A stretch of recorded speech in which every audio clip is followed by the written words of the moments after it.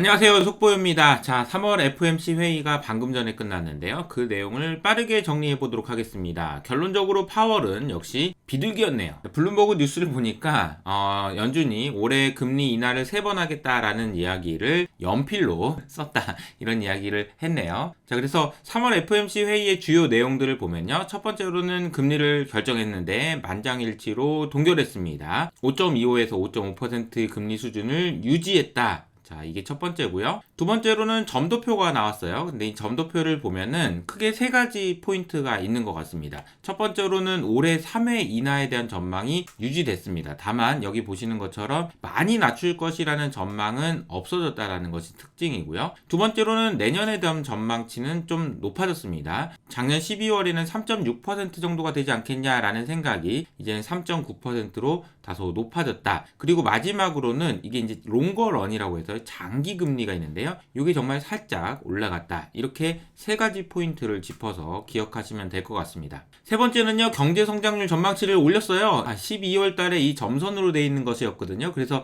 0.5% 정도 밖에 성장 못할 것 같아 라는 의견도 있었는데 이게 웬일입니까? 이게 다 올라왔습니다. 그래서 지금은 이 정도 수준이면은 가장 안 좋게 보는 사람도 올해 1.2%는 성장한다는 얘기인데, 야, 이러면은 노랜딩 아닌가요? 자, 그리고 네 번째 물가 전망입니다. 물가 전망도 그냥 PC 지표는 그대로 거의 유지가 됐고요. 코어 PC가 살짝 올라갔습니다. 여기 보시는 것처럼 살짝 올라갔는데, 야, 이렇게 되면 또 금리 안 내리는 거 아니냐라는 이야기들이 좀 있을 수 있는데 파월이 그 부분에 대해서 아주 명확하게 설명을 해줬습니다. 자, 그리고 이거는 제가 이제 자주 보는 지표인데요. 연준 의원들의 자신감도 올라갔다라는 거예요. 연준 의원들의 자신감이 올라갔다라는 얘기는 무슨 얘기냐면요, 이 수치는 물가 전망을 했는데 이게 물가 전망이 높아서 틀릴 것 같아요, 낮아서 틀릴 것 같아요 라는 질문에 대한 대답이거든요. 근데 코로나 이후로 이 사람들이 너무 쫄아가지고 자기가 점을 찍어놓고도 이것보다 더 높을 것 같은데 이거 어떡하지? 그런 상황이었는데 지금 보시는 것처럼 얼마 전부터 계속해서 이게 조금씩 내려오죠. 이 얘기는 뭐 내가 쓴 것보다는 높진 않을 것 같아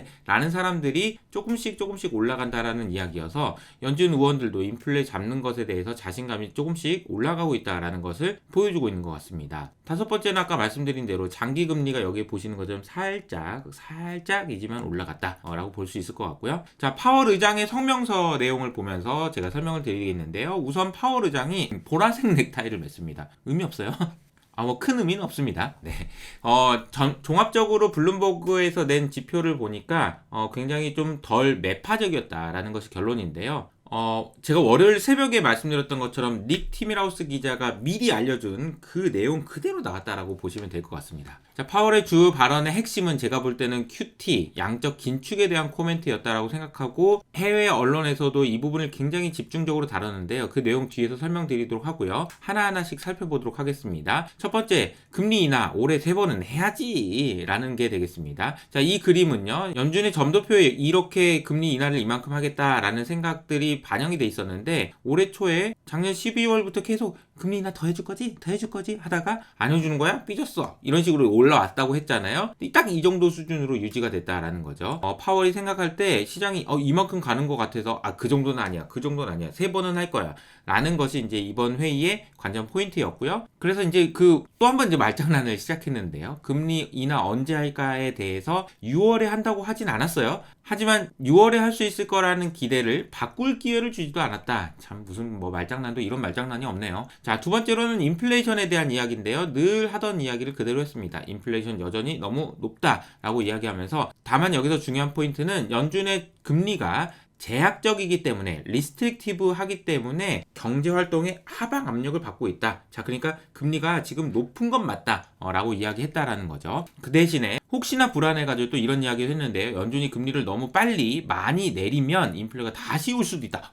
안 되지. 그러면 안 돼. 이런 이야기도 했습니다. 자, 성장률 전망치를 올렸어요. 이것도 굉장히 중요한 의미가 있는데요. 이러면서 파월은 목표 달성을 위해서 점점 나아가고 있다. 밸런스라고 이야기를 하면서 경제 성장이 솔리드하다라고 했습니다. 견고하다라고 이야기했던 거죠. 왜 그런 거예요? 라는 질문에 대해서 파월은 노동 공급에 대한 데이터가 좋아서라고 이야기했습니다. 그 이유는 이민자 수가 굉장히 많기 때문이죠.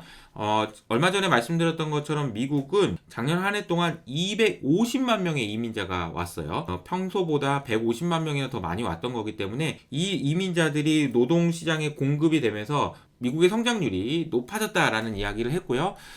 지금 모건 스탠리의 이코노미스트는 이렇게 표현했는데요. 두 가지 포인트를 지적했습니다. 생산성이 올라갔고 이민자 수 때문이다 이렇게 얘기했는데요. 생산성이 올라간 것에 대해서는 파월은 아직 몰라. 야, AI 때문에 생산성 올라가? 그건 아직 몰라 라고 이야기를 했지만, 제가 생각해도 그렇고 많은 분들이 생각해도 그렇겠지만 AI 때문에 확실히 생산성이 올라간 것 같아요. 미국은 진짜 센 것 같습니다. 자, 그리고 이제 2% 목표 달성하는 거 좀 믿어줘라 라는 이야기를 했는데요. strongly committed 하다 이렇게 이야기하면서 이 표현을 썼는데 상당히 재밌었습니다. 시장이 좀 믿어줘야 되는 거 아니야? should believe. 믿어줘라 좀 제발. 믿어야 합니다. 이렇게 이야기했던 것도 좀 특징적이었던 것 같은데요. 자, 많은 분들이 이런 고민을 하실 수 있을 것 같아요. 야, 물가가 높은데 금리를 또 내린다고? 이런 생각을 할 수 있는데요. 이 질문이 중요한 질문입니다. 자, 물가와 고용 둘 중에 어떤 게 더 아픈 손가락이에요? 라는 질문이 있었는데요. 자, 이 말이 무슨 말이냐면요. 물가가 높은 게 무서워? 아니면 고용시장이 안 좋아지는 게 더 무서워? 라는 질문인 거죠. 자, 그래서 파월은 이렇게 대답했는데요. 물가가 최근에 2번 올라간 것 때문에 내가 물가를 잡을 수 있을 거라는 확신이 흔들리진 않았다. 요건 괜찮다라는 거죠. 근데 노동시장이 하방 리스크는 좀 걱정된다. 민감하다라는 표현을 썼습니다. 그래서 하방 리스크 실업률이 3.9%까지 올라간 것을 의미하는 것 같은데요. 자, 요거는 신경 쓰고 있다라는 거죠. 그래서 이 표현이 중요한데요. 연준의 행동은 어시메트릭하다는 거죠. 얘랑 얘를 손가락을 물었을 때 다 아픈 게 아니고 얘는 덜 아픈데 얘는 아프다. 고용은 아파. 그래서 내가 이걸 좀 더 신경 써야 될 것 같아. 라고 이야기했다라고 보시면 되겠습니다. 자, 마지막으로 제일 중요한 포인트인데요. 양적 긴축 속도를 줄이겠다라는 이야기를 했고요. 이 표현이 fairly soon 이라고 했습니다. 조만간, soon enough에서 fairly soon 이러면 상당히 조만간이라는 의미여서 양적 긴축의 속도가 조만간 줄어들 것이라는 것이 이번 FOMC 회의의 핵심 중에 핵심이었습니다. 왜냐면 이때부터 주가가 오르기 시작했거든요. 자, 그러면은 왜 양적 긴축을 줄일 거냐라는 질문에 대해서는 금융 시스템의 스트레스를 줄이는데 도움을 줄 것이다 라고 얘기했습니다.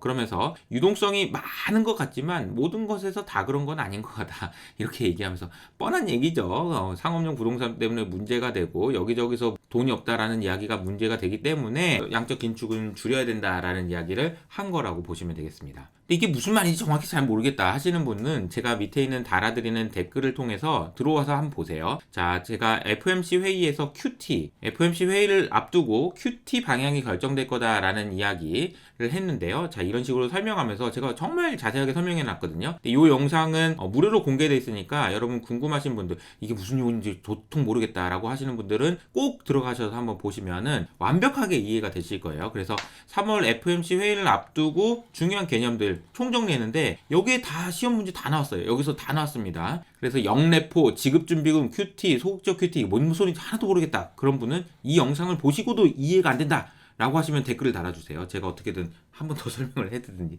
하겠습니다. 마지막으로는 CBDC에 대한 질문도 있었는데요. 발끈했습니다. 그래서 야, 어디서 무슨 CBDC 나 그런 거 없어 몰라 라고 얘기하면서 비밀 연구실? 이런 거 없다 이런 얘기도 했다라고 보시면 되겠습니다. 마지막 질문이 있었는데요. 상당히 저는 의미가 있게 봤습니다. 연준 지금 잘하고 있는 거 맞냐 라는 질문에 대해서 파월은 이렇게 이야기했는데요. Greater and greater transparency. 그러니까 더욱더 투명해지기 위해서 노력하고 있다라는 이야기를 했습니다. 무슨 얘기냐면요. 파월이 연준 의장이 된 이후로 매번 회의 때마다 기자회견을 하고 있잖아요. 그러니까 기자회견을 하면서 말실수도 하고 뭐도 하고 그렇지만 어쨌든 우리가 생각하는 것을 투명하게 공개하고 있다라는 거죠. 자, 이렇게 투명하게 공개한다라는 얘기는 사실은 솔직하다는 얘기이고요. 솔직하게 되는 것은 상당히 좀 어렵습니다. 저도 늘 여러분들에게 솔직하게 다 이야기하고 싶지만 참 이게 솔직한다는 게 쉽지 않은 얘기거든요. 그래서 기자가 이런 질문을 하더라고요. 다시 요술램프로 들어가고 싶지 않냐? 다시 빠져나와가지고 너 맨날 기자회견하면서 말실수한다고 욕먹고 그러는데 요술램프로 다시 들어가고 싶지 않냐? 라는 질문에 대해서 아유 그럴 리 없다. 나는 괜찮다.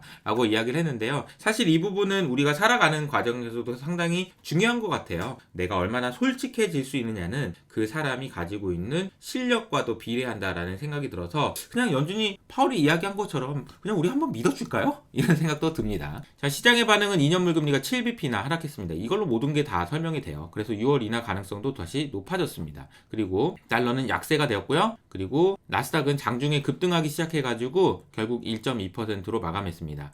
비트코인도 6만 불이 깨지는 어쩌네 하는 이야기들이 나왔지만 6만 6천 불까지 저점 대비로는 거의 한 10% 가까운 큰 폭의 상승이 있었습니다. 자, 설명드린 대로 FOMC 회의는 닉 티밀하우스 기자가 이야기한 대로 혹은 제가 3월 FOMC 용어 정리를 해드린 것처럼 도비시하게 돈 푸는 걸로 나왔습니다. 그래서 시장에 놀란 한 가지 포인트는 QT에 대한 자세한 내용이 궁금하신 분은 밑에 있는 댓글을 통해서 꼭 한번 확인하시고 공부하시고요. 저는 여기서 마지막으로 더 중요한 거는요. FOMC 회의를 기록하기 위해서 제가 새벽 3시부터 일어나가지고 열심히 내용을 봤는데요. 그래서 이렇게 정리도 열심히 했단 말이에요. 점도표도 그려보고요. 그런데 어쩌면 이게 더 중요할 수도 있을 것 같습니다. 마이크론이 엄청난 실적을 발표하고 AI에 대한 기대감이 커지면서 시간외에서 무려 13%나 상승하고 있어요. 어제 삼성전자도 그렇고 하이닉스도 그렇고 반도체에 투자하신 모든 분들 축하드리면서요. 저는 여기서 진짜 인사드리도록 할게요. 안녕.